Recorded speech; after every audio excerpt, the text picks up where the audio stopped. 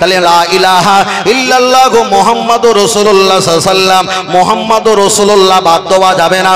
কোন ব্যক্তি যদি বলে আমি আল্লাহকে মানি আর কাউকে মানব না, আমি নামাজ পড়ব, রোজা রাখবো, হজ করব, আল্লাহকে মানি আর কাউকে মানব না, ওই ব্যক্তিকে কি ঈমানদার বলা যাবে?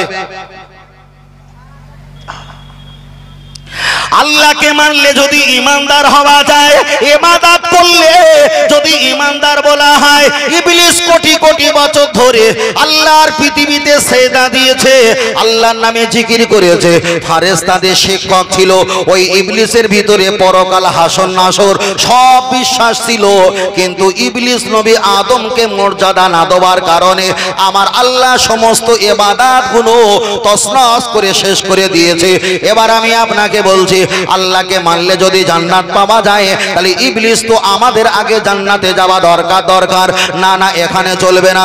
আমি আপনার কাছে আর একটা বার বলছি, আমাদের উত্তর পাড়া, মাঝের পাড়া, দক্ষিণ পাড়া কিংবা অমুক পাড়া দেখবেন অনেকজনা নামাজের মোনাজাতে শেষে কলেমা শরীফ পড়ে, আবার অনেকে বেরহমাতে গা পড়ে। আমি বলবো ভালো, তবে ভালোর ভালো হলো কলেমা তেলাওয়াত করা। চলেন আমি আল্লাহর কোরআন দিয়ে বলছি। ইমাম সাহেব দোয়া চেয়েছেন বেরহমাতে কা ইয়া আরহামার রাহিমিন, জিসকা মাতলাব ऐसी है, যার ব্যাখ্যা হলো আল্লাহ তুমি আমার প্রতি রহমত দাও। চলো কোরআন থেকে একটা আয়াত পড়া যাক। বান্দা তুমি আল্লাহর কাছে রহমত চেয়েছো, ওই আল্লাহ কোরআনে বলেছেন ওমা আরসালনাকা ইল্লা রাহমাতাল লিল আলামিন, আমি রহমতের মালিক আল্লাহ, কিন্তু রহমত ওয়ালা হলো তোমাদের নবী রাসূলুল্লাহ। জোরে বলেন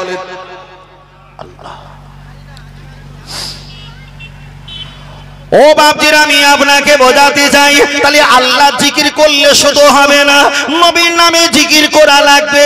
চলেন আপনার কাছে দ্বিতীয় অপশন আঁকিয়ে যাওয়া যায়। নবী আদম আলাইহিস সালাম, যত সম্ভব কিতাবটার নাম হলো রওজাতুশ শুহাদা। এই কিতাবে থাকতে পারে নবী আদম আলাইহিস সালাম এক সময় তিনি জান্নাতের ভিতরে প্রবেশ করলেন। আমার আল্লাহ জিজ্ঞাসা করলেন কাইফা হালুকা, ও নবী আদম আলাইহিস সালাম তুমি বলো তোমার খবর কি? আলহামদুলিল্লাহ হালা তাইয়িবুন, শুকরান, আল্লাহ আপনার প্রতি শুকরিয়া, খবর ভালো। আমার আল্লাহ মনের খবর জানতে পেরে, আমি ঘটনা বলছি না, প্রয়োজনটা বলছি, আমার আল্লাহ মনের খবর জানতে পেরে নবী আদম আলাইহিস সালামের পাশে আমাদিগের আম্মা জান মা হাওয়া আলাইহাস সালামকে আমার আল্লাহ দান করলেন। নবী আদম যখন আইদিয়াকুম হাত দিয়ে স্ত্রী গায়ে যখন হাত দিতে যাবে, আমার আল্লাহ জবাব দিয়ে বললেন ও নবী আদম, তোমার স্ত্রীর সঙ্গে বিয়ে হয়নি, এখন তো জায়েজ হয়নি, তুমি কেন হাত দাও? হাতটা টেনে নাও। আল্লাহকে বললেন আল্লাহ আমাকে কি বিয়ে করা লাগবে? আল্লাহ অবশ্যই বিয়ে করা লাগবে। আমার আল্লাহ জবাব দিয়ে বললেন বিয়ে তো করবে, তবে বিবাহের জন্য তোমাকে দেনমোহর দিতে হবে। তাফসীর কারকেরা ব্যাখ্যা করেছে, ওই জান্নাতে নবী আদম এত কান্না কেঁদে বলেছিলেন আল্লাহ জান্নাত তো আপনি আমাকে দান করেছেন, আমার নিজস্ব বলে কিছুই নয়, তাহলে বিবাহ করতে গেলে দেনমোহর দিতে হয়, আমি দেনমোহরের অর্থ কোথায় পাবো? আমার আল্লাহ জবাব দিয়ে বললেন নবী আদম তোমার কারণে আমি জান্নাত বানাইনি, যার কারণে আমি জান্নাত বানিয়েছি আমার মুহাম্মদ সাল্লাল্লাহু আলাইহি ওয়াসাল্লাম। তোমার স্ত্রী বিবাহের জন্য দেনমোহর, আর জান্নাতটা নূরে আলোকিত হওয়ার জন্য তুমি জান্নাতের ভিতরে দাঁড়িয়ে 20 বার আমার নবীর প্রতি দরুদ সালাম পাঠ করে ওটাই তুমি দেনমোহর করে দাও। জোরে বলেন সুবহানাল্লাহ।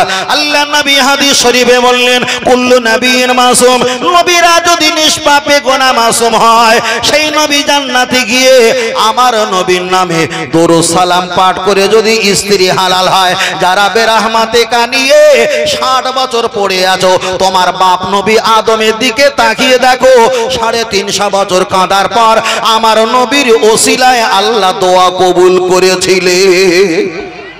আর একটু জোরে হবে না, এটা তাকবীর নারে তাকবীর, আর একটু জোরে বলেন নারে তাকবীর। আহলে সুন্নাত ওয়াল জামাত সিলসিলা হক ফুরফুরা শরীফ, নারে তাকবীর। আমার কথা বুঝতে পারছেন তো ভাই? আল্লাহ খুব তড়িঘড়ি বলার চেষ্টা করছে, না কোনো মাহফিল আছে বুঝলেন না, খুব তড়িঘড়ি। আল্লাহ ও আমার সোনা মানিকেরা, আগিয়ে চলে যাওয়া যাক। তাহলে তাহলে নবীর প্রশংসা করতে করতে দীর্ঘ অনেকক্ষণ লম্বা হয়ে গেছে। চলেন এবার একটা বার আগিয়ে যাওয়া যাক। নবী আদমের কথা আমি বললাম, আর একটা বলা হয় 30 পারা সূরা নাবাতে এসেছেন অল জিবালা আওতাদা। আল্লাহ কোরআন শরীফে জিবালাকে পাহাড় বলা হয়েছে, পাহাড়কে জিবালা বলা হয়েছে। আমাদের হাওড়া, হুগলি, মেদিনীপুর 24 পরগনার জেলায় আমার আল্লাহ পাহাড় দেয়নি।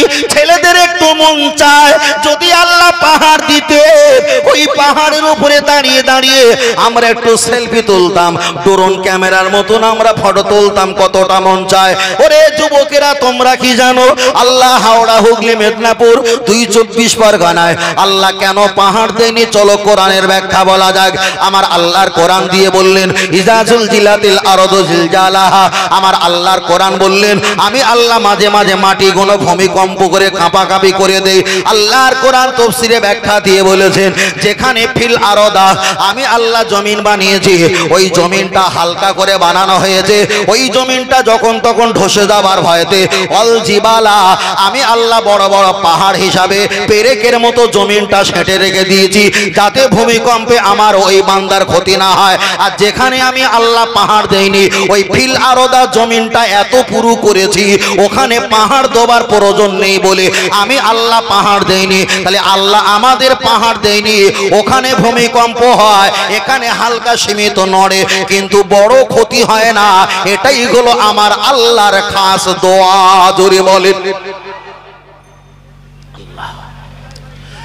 চলেন আমি আপনাকে বোঝাতে চেয়েছি।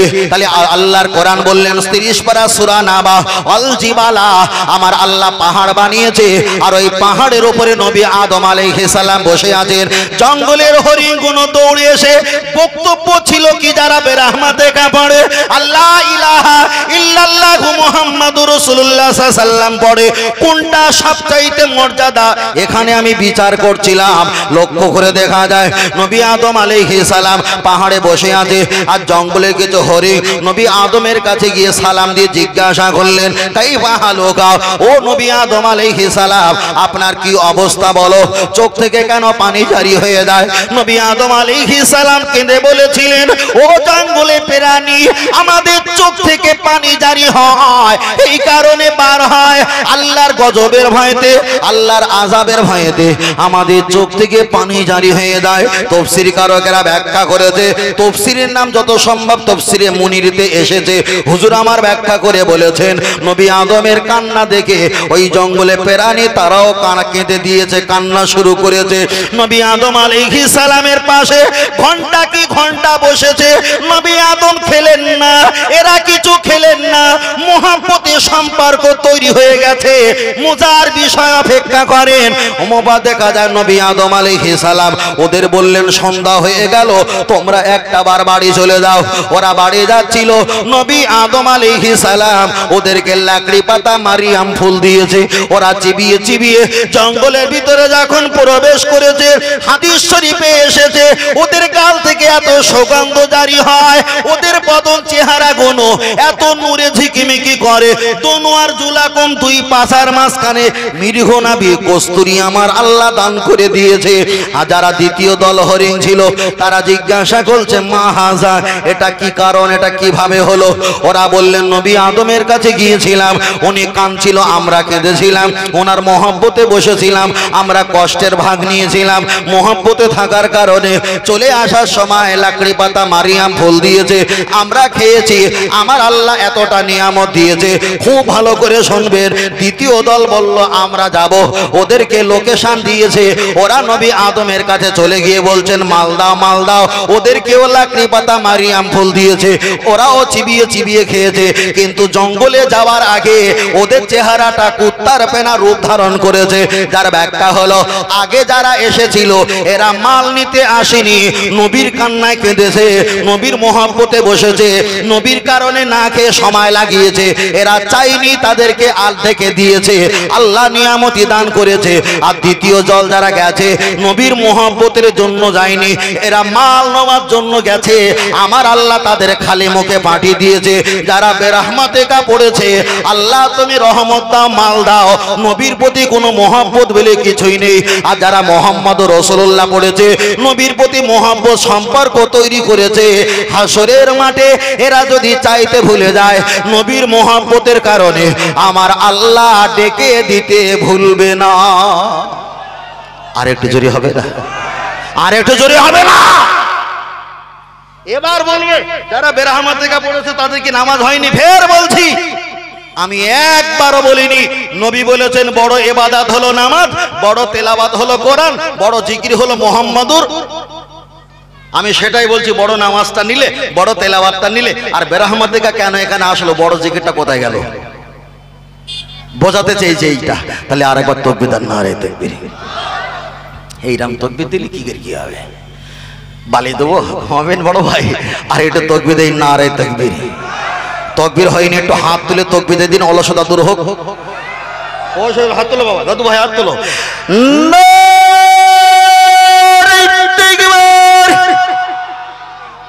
মাশাআল্লাহ, মোটামুটি ঠিক আছে তো? মোটামুটি ঠিক আছে তো? আল্লাহ আমাদের সকলকে কবুল করেন, বলুন আমিন। আর একটু জোরে হবে না? আর একটু জোরে হবে না? ও গো আমার প্রিয় নবী, তোমার প্রেমে পাগল সবই। হায় জন্ম আমার ইন্ডিয়াতে, রেখোছো আমায় পাগল করে। হায় জন্ম আমার ভারতবর্ষে, রেখোছো আমায় পাগল করে। রসুল তোমায় ভালোবাসি, মন হৃদয় উজাড় করে।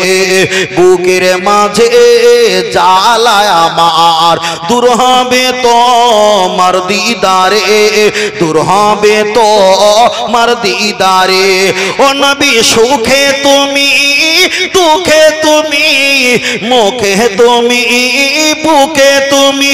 আয় মায়া যদি লাগে তোমায়, মায়া যদি লাগে তোমায়, দিদার দিও স্বপ্ন যোগে। রসুল তোমায় ভালোবাসি, মন হৃদয় উজাড় করে।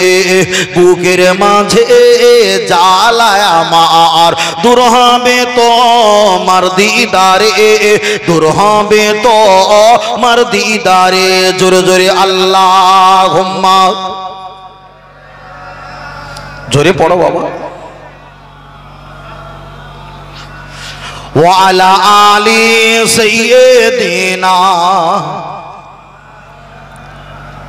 সাল্লাল্লাহু। আমার কথা বুঝতে পারছেন পিছনের ভাই, নাকি সব কানের পায়ে দিয়ে যাচ্ছে?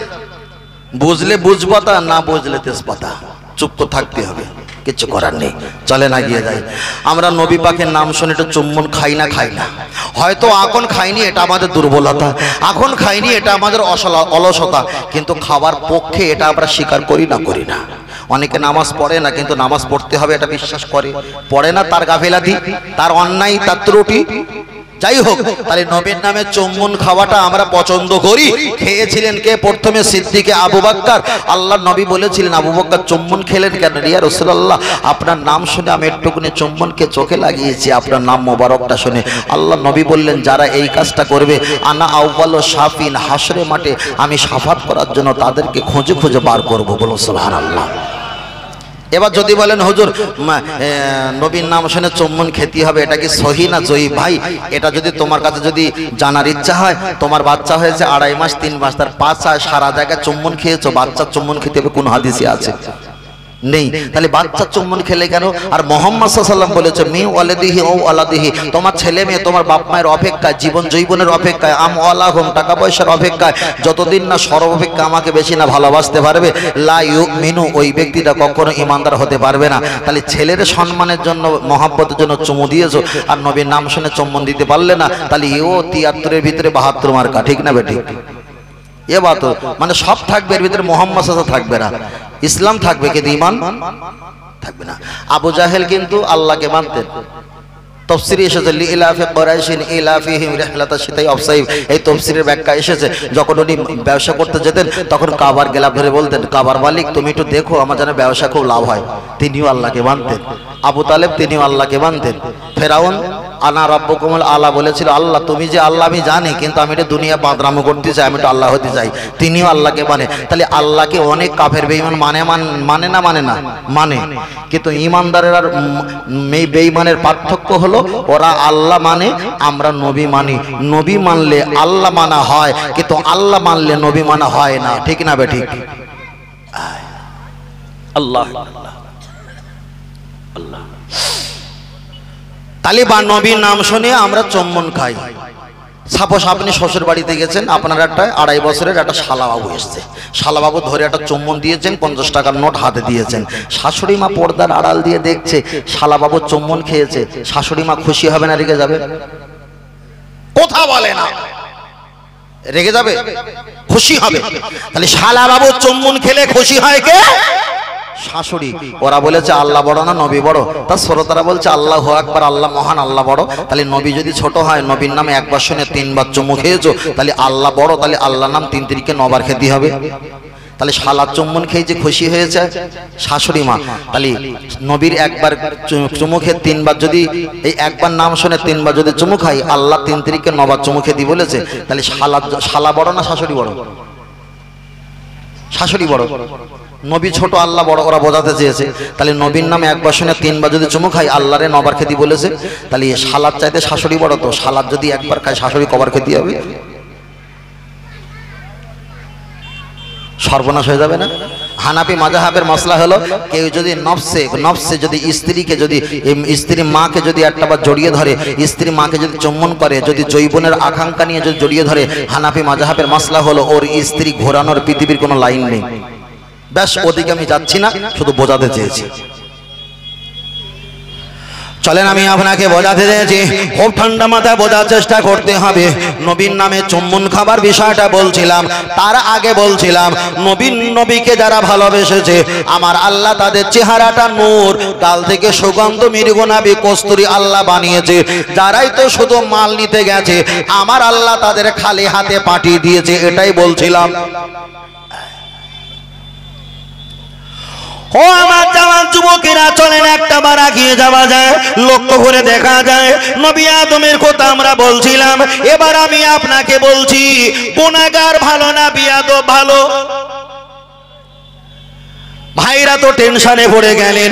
আল্লাহর কাছে যদি একটা গুনাহগারকে হাজির করিয়ে দেওয়া হয়, আল্লাহর কাছে যদি একটা বিয়াদবকে হাজির করে দেওয়া হয়, গুনাহগার বান্দা আল্লাহর কাছে ভালো হবে না বিয়াদব বান্দা আল্লাহর কাছে ভালো হবে? গুনাহগার না বিয়াদব? দিয়ে একজন আওয়াজ দাও। গুনাহগার। গুনাহগার বলছে।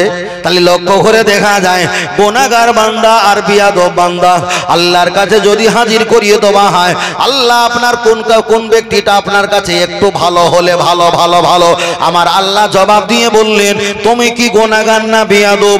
আল্লাহ আমি গুনাহগার। ও গুনাহগার, জেনে রেখে দাও, টেনশন করো না, আমি আল্লাহ পাক তোমাকে জানিয়ে দিলাম, লা তাকনাতু মির রাহমাতিল্লাহ। গুনাহগার হয়ে যখন হাসরে ময়দানে চলে যাবে, পালিয়ে যাবি না, আমার জান্নাতের আশায় বসে থাকবি, পাবি। জোরে বলে। আমার আল্লাহ আবার বান্দাকে জবাব দিয়ে বললেন, ওরে গুনাহগার, জেনে রেখে দাও, সুম্মাস্তাগফিরনি গফারতু লাকা আলা উমালি। আমার কাছে দোয়া করবে, কান্নাকাটি করবে, তোর চোখের পানি বার হবে, খাতা খুলে দেখবি বান্দা, তোর জীবনের গুনাহ আমি আল্লাহ মাফ করে দিয়েছি। জোরে বলেন। আল্লাহর কোরআন পরে বললেন, আমাকে ভালোবাসতে গেলে আমার হাবিবকে ইত্তেবা ভালোবাসো, আর আমার হাবিবকে ভালোবাসলে যতই বড় গুনাহগার হও না কেন, আল্লাহর কোরআন পরে ব্যাখ্যা দিয়ে বললেন, ওয়াগফির লাকুম যুনুবাকুম, তোমাদের যত গুনাহ আছে তওবা পাঠ করবে, আমি আল্লাহ গফুর গফফার নামের বরকতে ক্ষমা করে দেব। জোরে বলেন সুবহানাল্লাহ। আল্লাহর নবী জানিয়েছে গুনাহগার ওয়াসজুদু লিল্লাহ, তুমি সেজদায় গিয়ে কাঁদো। গুনাহগার ইয়া রাব্বি ওয়া ইলাইহি, হাত তুলে কাঁদো। গুনাহগার তুমি আল্লাহর ঘর খোলা সেখানে গিয়ে কাঁদো, রাতের অন্ধকারে গিয়ে কাঁদো। আমি নবী আমার ওসিলায় আল্লাহর কাছে কাঁদো। তবে আমি মুহাম্মদ সাল্লাল্লাহু আলাইহি ওয়াসাল্লাম বিয়াদবের নবী নয়, আমি মুহাম্মদ সাল্লাল্লাহু আলাইহি ওয়াসাল্লাম গুনাহগারদের নবী। বলুন সুবহানাল্লাহ। হাসরের ময়দানে কোনো বিয়াদব নাজাত পাবে না। আমার গুনাহগার উম্মতের জন্য শাফাত করব। আল্লাহর নবী বললেন, আনা সাইয়্যিদু উলদি আদম ইয়াউমাল কিয়ামা, কিয়ামতের ময়দানে আমার গুনাহগার উম্মতের আমি হেড লিডার হয়ে যাব। তামাম পৃথিবীর নবী উম্মতের আমি হেড লিডার হয়ে যাব। আনা আউয়ালু শাফিন, আমার গুনাহগারের গুনাহটা ক্ষমা করে করে আমি রাসূলুল্লাহ আল্লাহ পাকের দয়াতে আমি তাদেরকে জান্নাতে প্রবেশ করিয়ে দেব। জোরে বলেন সুবহানাল্লাহ। তবে গুনাহগারে কোনো টেনশন নাই। আল্লাহর কোরআন পরে ব্যাখ্যা দিয়ে বললেন, ওয়ালা ফাগরুস ফিহি, তবে যারা নবীর সঙ্গে বিয়াদবি করেছে ওদের কোনো ক্ষমা নাই।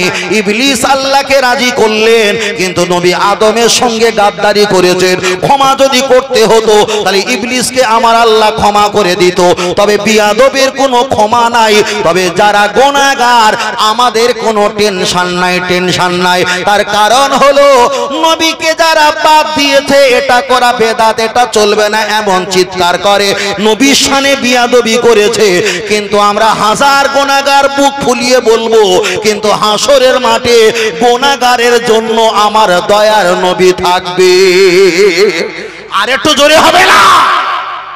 আল্লাহ শুধু বলবে নামাজ, নামাজ, রোজা, হজ, যাকাত, তাসবিহ, তেলাওয়াত, এগুলো তো ভালো। আগে ঈমান আছে কি দেখো।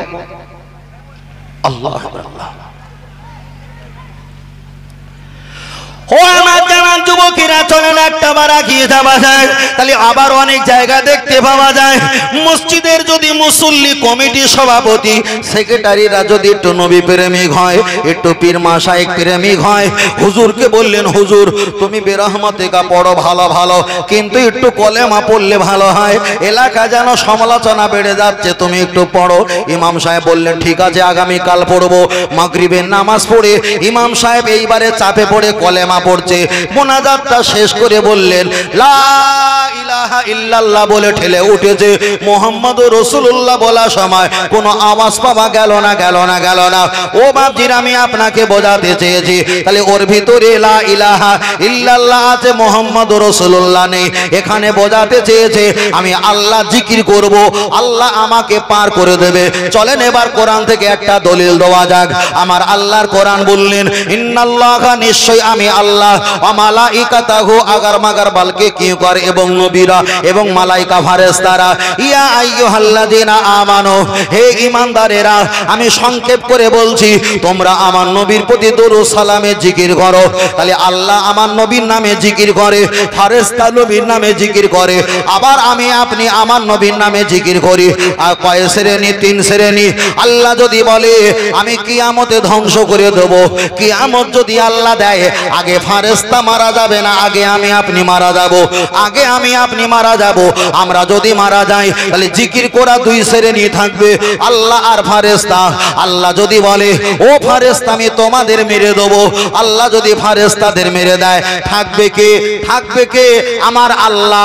আগে বক্তব্য দেওয়ার আগে প্রথমে বলেছিলাম আমরা এখানে কিছু ঘন্টা আগে ছিলাম না, আমরা এসেছি, এরপরে থাকবো না। আল্লাহ আছেন, আল্লাহ রয়েছেন, আল্লাহ থাকবেন। আল্লাহু বাকি মিন কুল্লি ফানি, পৃথিবীর সব ধ্বংস কেবল আমার আল্লাহ ব্যতীত। যারা লা ইলাহা ইল্লাল্লাহ জিকির করে এত চুম্বন খেয়েছো, আল্লাহর দিকে তাকিয়ে দেখো, নেই কোনো নবী, নেই কোনো ফারেশতা, নেই কোনো উম্মত, নেই কোনো রাসূল, নেই কোনো আম্বিয়া, নেই কোনো কীট পতঙ্গ, কোনো প্রাণী নেই, আছে আমার আল্লাহ। আল্লাহ শপথ করে বলি, আল্লাহ জিকির করা পৃথিবীতে কেউ নেই, লা ইলাহা ইল্লাল্লাহ বলার মতো পৃথিবীতে আর কেউ নেই। নবী রাসূল আম্বিয়া সবাই তো মারা গেছে, ফারেশতা বান্দা মারা গেছে, কেউ নেই, থাকবে আমার আল্লাহ। কিন্তু সেই আল্লাহ তো ওয়াদা করেছে, ইন্নাল্লাহ, নিশ্চয়ই আমার হাবিবের নামে জিকির করি। তাহলে আল্লাহর জিকির একটা সময় বন্ধ হবে, কিন্তু আমার নবীর জিকির বন্ধ হবে না। আমার আল্লাহ কুদরতি জবানে নবীর জিকির করবে। আর একটু জোরে হবে না? তুমি আল্লাহ জিকির করে বোঝাতে যাচ্ছ আল্লাহ আমি তোমার লোক। চলেন ছোট ছোট 4টে হাদিস পড়ি। রাসূল বলছে মান আসানি, কেউ যদি আমাকে ভুলে যায়, আমাকে ছেড়ে দেয়, ফাকাদ আসাল্লাহ, আমার আল্লাহ তাকে সরিয়ে দেবে। নবী আদম আমার নবীকে নেয়নি, আমার আল্লাহ সরিয়ে রেখেছিলেন, রাখিনি। রাসূল পরেই বলেছেন মানা আতানি, কেউ যদি আমাকে ইত্তেবা করে, অনুসরণ করে, ফাকাদ আতাল্লাহ, ওই ইত্তেবা অনুসরণ মহান আল্লাহর হয়ে যাবে। আর একটু জোরে বলেন। তাহলে ফের বলছি, নবীকে চিনলে আল্লাহ চেনা হয়, কিন্তু আল্লাহকে চিনলে নবী চেনা হয় না। পৃথিবীতে হিন্দু, খ্রিস্টান, জৈন, পারাসি, শিখ, রিসাই, গুজরাটি, মারাঠি, কুচবিহারি, বিহারি, বাঙালি 3.5 থেকে 4.5 হাজার প্লাস ধর্ম পৃথিবীতে বিরাজমান। কম বেশি বহুত কোটি মানুষ আল্লাহকে আল্লাহ মানে, কিন্তু মুহাম্মদ সাল্লাল্লাহু আলাইহি ওয়াসাল্লামকে মুহাম্মদ বলে মানে। পার্থক্য। এবার একটা ওয়াজ হয় আমাদের মাঝখানে, টাটকা মিথ্যে কথা, ছোট করে বলি একটুকুনি ওয়াজ করে বলে, আমার নবী নামাজের জন্য কতই না মার খেয়েছে। 99.5% মিথ্যা কথা, 0.5% সত্য। তার কারণ হলো নবী যখন নামাজ পড়তেন, উটের ভুঁড়ি, পচা ভুঁড়ি চাপিয়ে দিতেন। কোন কোন তাফসীরে এসেছে কিন্তু নামাজের জন্য নবী বেশি মার খায়নি। এবার আমি আপনাকে সংক্ষেপ করে বুঝিয়ে দেব, কেন আপনারা খুব ব্রেনিয়ান মানুষ। আপনি বলেন নবী যাদের নামাজ পড়তে বলেছে তারা বেঈমান না ইমানদার? নবী সাহাবা তো তারা, তাহলে নামাজ পড়ার কথা বললে সাহাবারা কি মারবে? যাদের হজ করতে বলেছে তারা সাহাবা না কাফের? তারা হলো সাহাবা, তারা কি মারবে? না। রোজা রাখতে যাদের বলেছে তারা তো সাহাবা, নবীকে মারতে পারে না। ফিতরা দিতে যাদের বলেছে তারা তো নবী সাহাবা, তারা কি নবীকে মারবে? না। তাহলে নামাজ, রোজা, হজ, যাকাত এইগুলো যাদেরকে বলতে বলেছেন তারাই তো ঈমানদার। আসহাবী কান নুজুম, নক্ষত্র তুল্য, তারা তো নবীর প্রতি কখনো অবিচার করতে পারে না। তাহলে নবী নামাজের জন্য, রোজার জন্য, যাকাতের জন্য, ফিতরার জন্য, হজের জন্য, কুরবানির জন্য মার খায়নি। মার খেয়েছে তখন যেই বলেছে আনা আনা, আমি মুহাম্মদুর রাসূলুল্লাহ, তখন মক্কায় থেকে মদিনায় চলে যেতে হয়েছে। ঠিক না বে ঠিক? সমাজে নামাজে রস করো, হুজুর কত ভালো, যাকাতে রস করো, হুজুর আমার ভালো, ফিতরা রস করো, হুজুর আমার ভালো, পর্দা রস করো, হুজুর আমার ভালো। যখন নবী রস করবে তখন বললে ফিতনাবাজি হুজুর। তাহলে 1400 বছর আগে যেমন জালিয়াত ছিল, আর 1400 বছর পরে সেই জালিয়াতের রক্ত বংশ আজই পর্যন্ত পৃথিবীতে আছে না নাই? কোরআন হাদিস দিয়ে নামাজের ওয়াজ করবে, হুজুর ভালো ওয়াজ করেছে। আর মুহাম্মদ সাল্লাল্লাহু আলাইহি ওয়াসাল্লাম যখন বলেছিল আনা মুহাম্মাদুর রাসূলুল্লাহ, আমি আল্লাহর নবী, তখন নবীকে মক্কা থেকে মদিনা যেতে হয়েছিল না হয়নি? এর আগে যেতে হয়নি। নামাজ, রোজা, হজ, যাকাত, তাসবিহ, তেলাওয়াত এ বলার কারণে যেতে হয়নি। যেই বলেছে আমি নবী তখন যেতে হয়েছে। ওটাই ছিল সবচাইতে ভাইটাল। পৃথিবীতে নামাজ, রোজা, হজ, যাকাত এগুলো হলো নরমাল। মুহাম্মদুর রাসূলুল্লাহ সাল্লাল্লাহু আলাইহি ওয়াসাল্লাম বিশ্বাস করে নেওয়া, জান প্রাণ দিয়ে, এটাই হলো ভাইটাল। সমাজে অনেক আছে সব মেনে নেয়, মুহাম্মদ সাল্লাল্লাহু আলাইহি ওয়াসাল্লামের কথা বললে বলছে সব বাদ দাও। ফের বলছি লা ইয়াবকা মিনাল ইসলামি ইল্লা ইসমু, ওর ভিতরে ইসলাম আছে কিন্তু ওর ভিতরে মাল নেই। খোলস দেখে বুঝতে পারে বিশাল হুজুর, কিন্তু ভিতরে কিচ্ছু নেই। বুঝত না, কিচ্ছু নেই। ও আমার জওয়ান যুবকেরা, চলেন আমি আপনাকে বোঝাতে চাই, আমরা যারা এখানে বসে আছি আমরা একদিন মারা যাব। যারা বাজারে ঘুরছে ওরা একদিন মারা যাবে। আপনি একটাবার বলেন মারা তো প্রত্যেকে যাব। ছাগল, ভেড়া, দম্বা, গরু, মহিষ এরাও মারা যাবে, আমরাও মারা যাব। তবে ছাগল ছাগলের মতো মরবে, কুত্তা কুত্তার মতো মরবে, ভেড়া ভেড়ার মতো মরবে। কিন্তু আমি আপনি যেন মরতে চাই ঈমান হালাত, খতেমা বিল খয়র হালাত। জোরে বলেন আমিন। আর একটু জোরে বলেন আল্লাহুম্মা আমিন। চলেন একটাবার আগিয়ে যাওয়া যাক। আল্লাহকে যারা মানে, ফের বলছি নবী মানা হয় না, কিন্তু নবী মানলে আল্লাহ মানা হয়ে যায়। এবার বলেন কবরে যদি আপনাদের এলাকার কোন ব্যক্তি যদি কবরবাসী হয়ে যায়, ফেরেশতা কবরে জিজ্ঞাসা করবে। কি জিজ্ঞাসা করবে? প্রথম কি প্রশ্ন করবে? একটু আওয়াজ দিয়ে বলো ভাই। মা রব্বুকা, তোমার রবকে। আপনি যদি, আমি যদি কবরে যাই, আমরা যদি বলি আমার রব হলো আল্লাহ, আল্লাহ জান্নাতে দেবে না এখনো বসিয়ে রাখবে? কি হচ্ছে কিছু মাথায় যাচ্ছে না। আল্লাহ